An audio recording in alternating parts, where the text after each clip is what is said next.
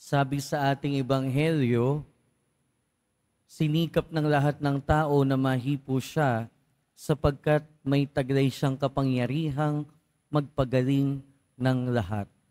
Magandang umaga po sa inyong lahat mga kapatid. Mula pa nung linggo, kahapon at ngayon, narinig natin kung papaanong sunod-sunod na nagpapagaling ang ating Panginoong Hesukristo. At totoo, yung sinabi dito sa ating ebanghelyo, sinisikap ng lahat ng tao na mahipo siya sapagkat may taglay siyang kapangyarihang magpagaling ng lahat. Kaya ang isa sa mga mensahe ng ating ebanghelyo ngayon, katulad ng mga tao nung panahon ng ating Panginoon, sikapin din natin na mapalapit at lumapit sa ating Panginoong Hesukristo.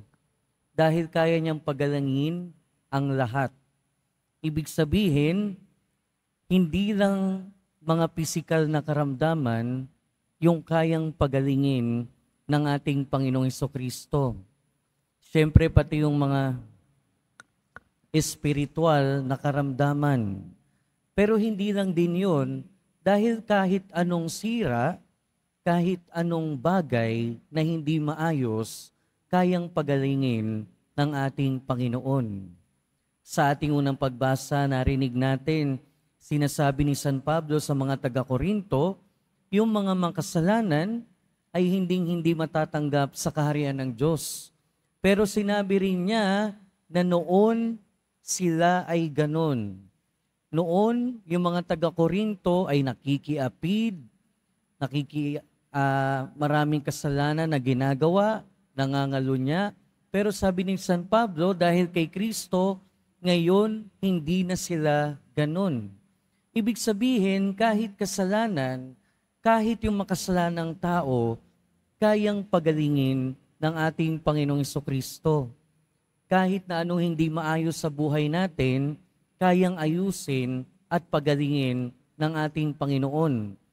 Kahit ang mga relasyon natin.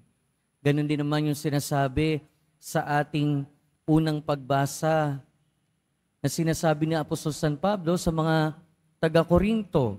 Na yung mga taga-Korinto kung kani-kanino pa sumasangguni para mag-ayos ng kanilang pamilya, para may pag-ayos sa kanilang mga kapatid.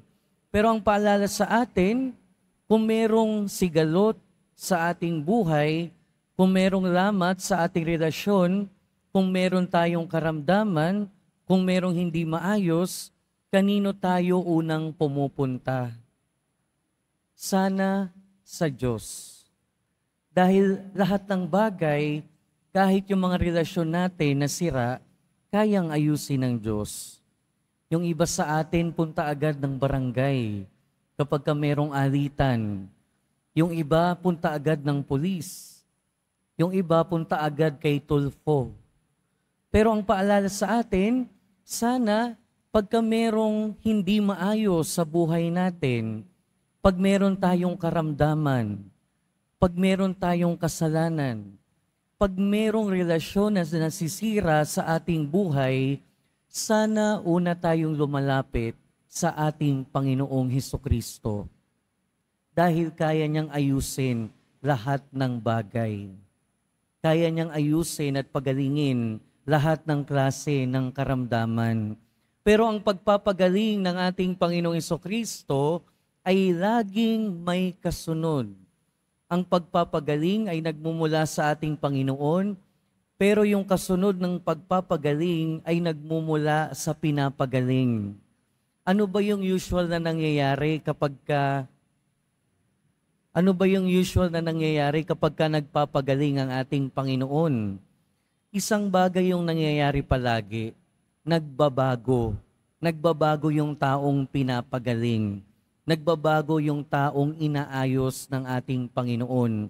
Sa mga tinawag ng ating Panginoon, ng mga apostol niya sa ating ebanghelyo ngayon, marami sa kanila ang makasalanan. Marami sa kanila hindi rin maayos masyado yung pamumuhay. Pero nung sila ay lumapit kay Jesus, at pinagaling sa mga hindi maayos sa buhay nila, nagbago sila. Pero yung pagbabago na yon ay nagmumula din hindi lang sa Panginoon, pero sa kanilang sarili, sa kanilang choice. Kaya kung nararanasan natin ang pagbabago na dulot ng ating Panginoon sa ating buhay, ang panawagan din sa atin, magbago, pagbabago. Yun yung sinasabi ni San Pablo sa mga taga-Korinto. Ang lahat ng mga pinapagaling ni Kristo ay binabago din niya. Pero yung pagbabago ay hindi lang nakasalalay sa Panginoon, nakasalalay sa sarili natin. Kaya nga 'di ba, sabi nga, nasa Diyos ang awa, nasa tao ang gawa. Pero lagi nating iisipin sa bawat pagpapagaling at pagbabago na ibinibigay sa atin ng Panginoon, tayo din ay pinipili na maging misyonero niya. Tayo din ay tinatawag na maging tagasunod niya. Pero yung pagpili sa atin ay tulad ng pagpili ng ating Panginoong Jesucristo sa mga apostol. Ano yung ginawa niya bago niya piliin yung 12?